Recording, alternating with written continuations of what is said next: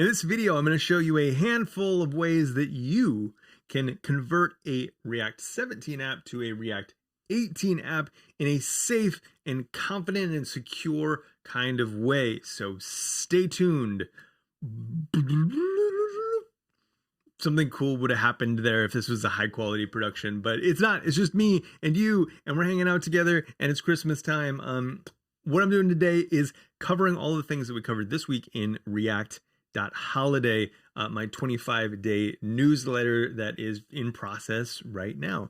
So something cool though happened while we were in the week between this video and last, and that is that React Conf happened.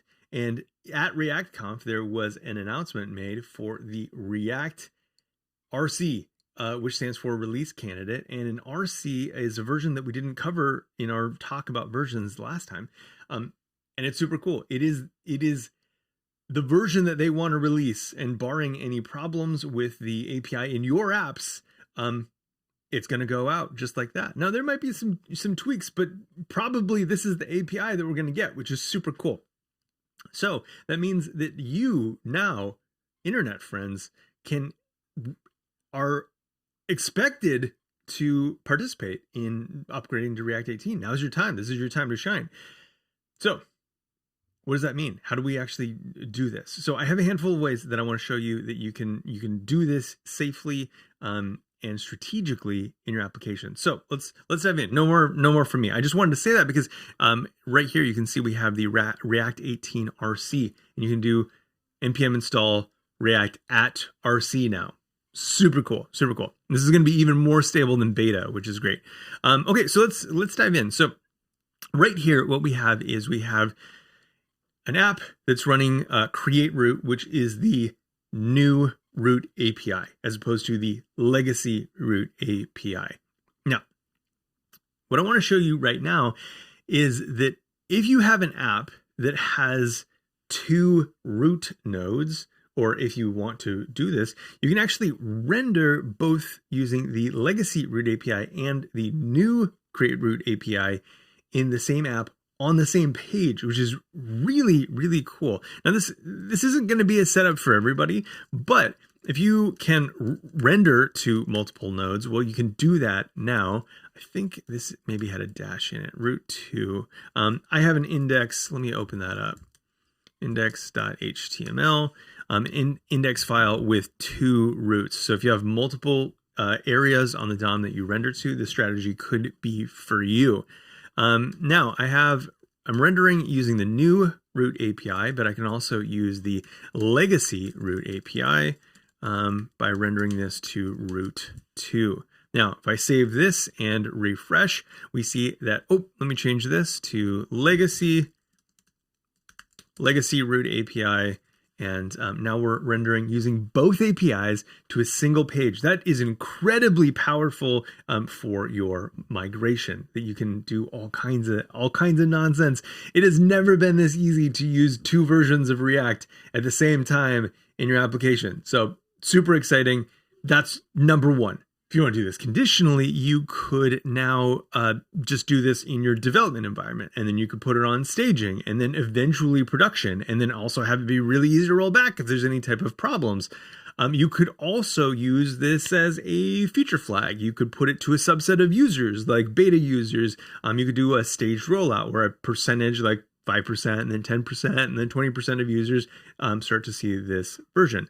Super cool. So let me show you how that works. Now, in this case, we really don't need to use that second root API. So this is probably more in the lane of most applications. And we just do if, and then we'll probably have some kind of constant, React, did that wrong, React 18. We're going to use the new root API. Now, otherwise, we're going to use this kind of compatibility 17 type of legacy root API. Now, this is still rendering in React 18, but it's using the legacy root, which is exactly the same as version 17. So again, 1 root, but we can kind of decide how we're going to do this. This would be some kind of constant in our app. So React 18, and we'll just set this to true, but this might be something like, process dot env, and you could say equals development, or whatever you want, however you want to do that. It could be a feature flag, percentage of users, whatever tool you use, you can do that here. Now, cool thing is, if we save this, we're only going to see one of these. So right now it's true, so we'll see the legacy root API, but we can conditionally render to the using the legacy root API. So we have that there. Super duper cool. This is going to be super handy if you like to do staged controlled rollouts. Number 3 thing that you need to know is that one of the root APIs is gone. It vanished. And we need to cover that so you know how to replace it. If we're using the legacy root API, there is a lesser known option here, which is a third argument that you can pass to render, which is a callback function. And here we can do something like console.log and say my app rendered. Okay, so we save that. Refresh here, open our console and see my app rendered. Okay, cool. That's awesome. Except in the new root API, we have nowhere to put that. So what do? Well, we got a couple options. We can use a set timeout here, which is neat. And then in this case, we don't need to give it a duration. We want it to happen as soon as this create root function yields.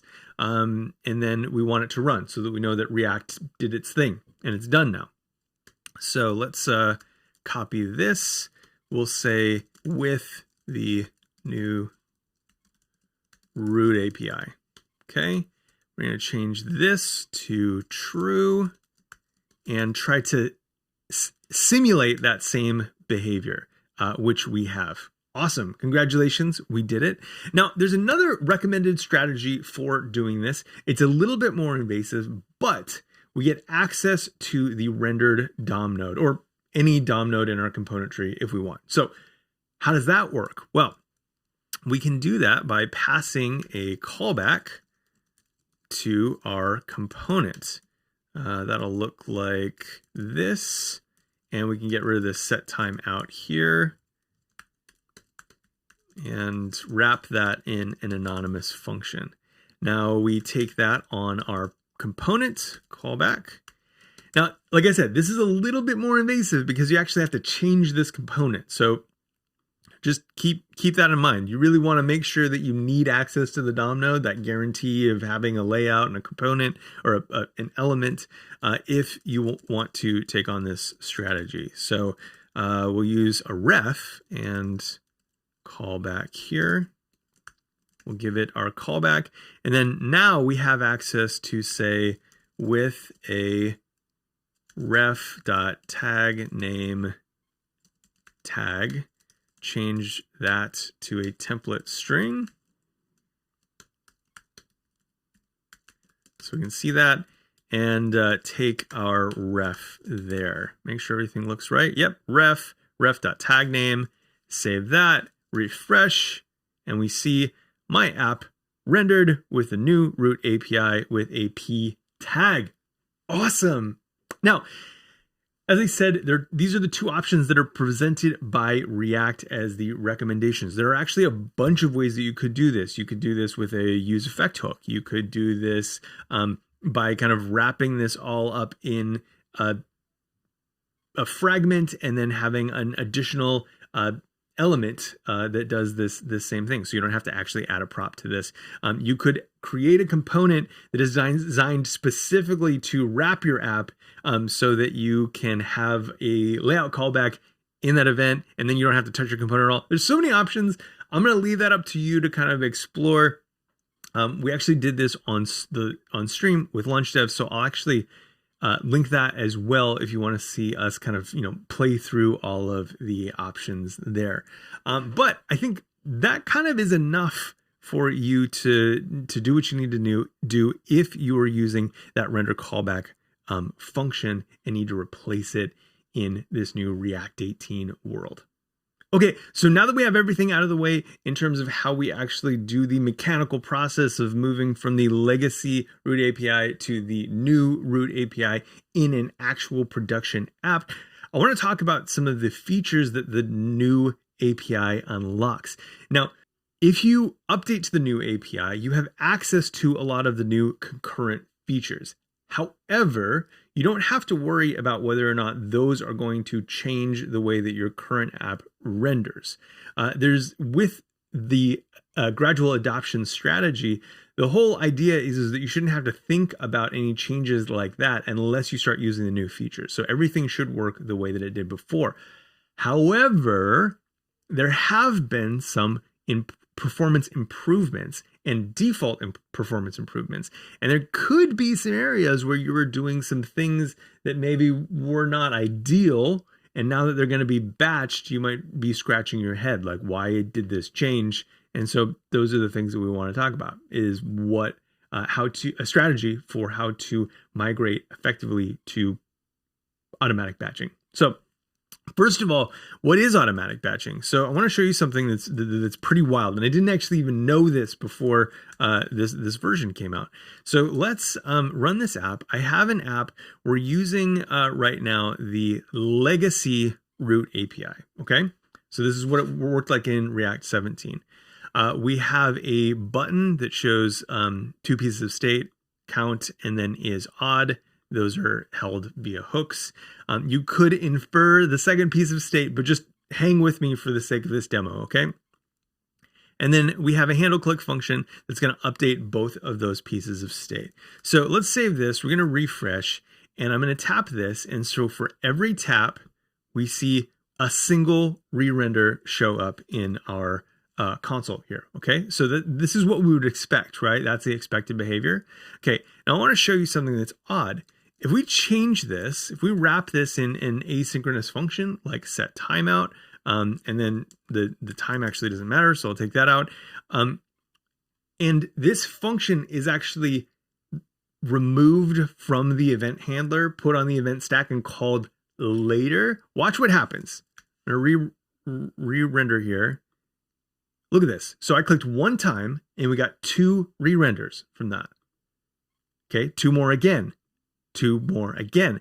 And the reason for that is that each of these functions, when they're called, is actually triggering a re-render of this component. So if I had 10 updates here, it would update 10 times for every time I clicked that button. Now, this is actually kind of unpredictable. Like, I had no idea. And like you say, well, why would you put set timeout? Well, I wouldn't put set timeout, but there are plenty of times that I've put a fetch in here and then change state based on the result of fetch. So this is something that impacts a lot of us. Now, there was an API that was used for a while where we could do react.unstable batched updates, I think, like that, and then wrap this here. Okay, cool. If I can get the syntax right. There we go. Okay, finally got that right. So we can save this. I'm going to run this again. And if I tap this, no. Oh my gosh. Okay, this is React DOM. Silly me. Okay, anyway, it's not a React function. It's a React DOM function for batched unstable batch updates. Now, it was prefixed with unstable to discourage this, but it might be used in some of your libraries. So now if I do this, I tap that. Now this restores the kind of intent that we had, that these updates would be batched and result in a single re-render of this function. So super cool, right? Now, that changes this behavior that we had to introduce this function for is actually the default in React 18. So if we change this to use the new root API right here, so we're going to be on this condition right here, we can render that and see, again, we're still seeing 1 update. So we can still use this function. It's a no op here, but we can take it out, save that, and re-render, and see that even without that function, we still get the benefit of batching no matter where this update function is called. Super, super cool. Now, what happens if you find a bug where your code was actually depending on that unbatched behavior? Well, what you need to do in that case is a new React DOM function. So this is React DOM.flushSync. And this function has one purpose, right? Is to just make sure that we re-render this component tree, so that everything that has happened at this point in this render cycle gets pushed out to the DOM. Okay, so we're gonna do that. I think we do the same thing here, right? And then we're gonna move this up into that, save here, and here we go. Okay, so now we see that we've been able to force the previous default from React 17 using React DOM flushSync in a create root new root API React 18 environment. Okay. Now we can wrap this function around any update that we want. So if we, we're already seeing the behavior that we want, but if we wanted to be really explicit, we could flush sync after both of these updates. Something to keep in mind is that flushSync can also be used inside of a class component. So if you're using setState, you can also call flushSync there to update your state. Okay, so that's it. That was totally a lot, but that's actually all that you need to know if you want to successfully update from React 17 to React 18 using the new root API. There's a lot of information here, but I think it's everything that you'll need to know in order to successfully run this migration. So you could be on React 18 release candidate very, very soon. And I'm very excited for you that you'll be there. If you find anything else out that you think I should know about this or that I didn't cover, please let me know down in the comments. If you like this, if you found it useful, like, subscribe, I don't know, whatever. I do want to tell you about one more thing though. Let's see if I can get this to work. Okay, cool. So I have a new class out right now. It just went live yesterday and it's free right now. So I think it's like 24 hours. So if you watch this video quickly, you can see me walk through every single one of these strategies in a little bit more detail. Right here on this egghead course. It's super cool. You can just go to, I have a short code for it, chan.dev/React18. It'll take you right to the course. And yeah, that's it. Thank you so much for being here. I hope that you're having an awesome December. If you're not already on the mailing list, go to react.holiday. And even if you join today, you're going to get all 25 lessons of the things that we covered. So you're not going to miss out on anything. So yeah, sign up there today. You're awesome. I will see you next time. Peace. Cool effects.